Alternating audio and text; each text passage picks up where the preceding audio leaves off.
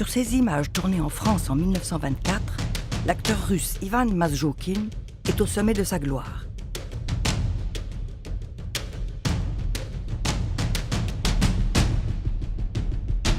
Il est une star française qu'on admire dans le monde entier. En 4 ans, il est devenu le rival de Douglas Fairbanks.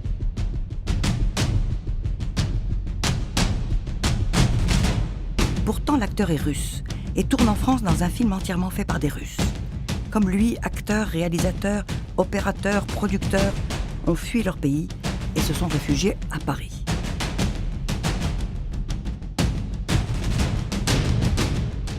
La société de production se nomme Albatros. Entre 1920 et 1929, cette société signe parmi les plus grands chefs-d'œuvre de l'histoire du cinéma muet en France.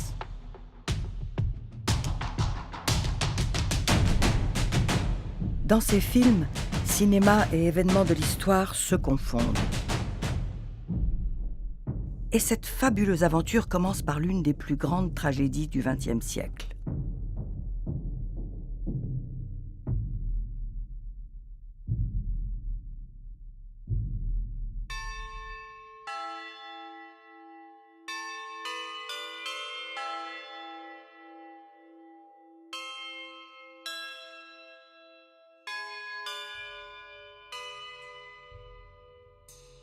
Lénine, 9 août 1918.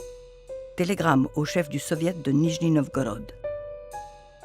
Il faut introduire sur le champ la terreur de masse. Fusiller ou déporter les centaines de prostituées qui font boire les soldats. Pas une minute à perdre. Perquisition massive, exécution, déportation. Il faut que les gens voient, tremblent, sachent et se disent « Ils tuent et continueront de tuer ». Vladimir Ilitch Ulyanov dit Lénine.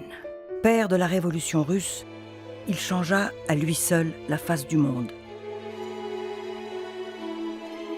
Traumatisé dans son enfance par l'exécution d'un frère aîné qui s'était juré d'assassiner le tsar, Lénine entre en rébellion comme on entre en religion.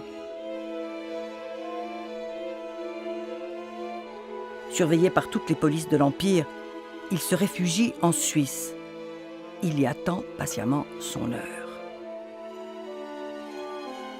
Lénine dit à ses camarades d'exil « Ma génération ne verra pas la révolution ».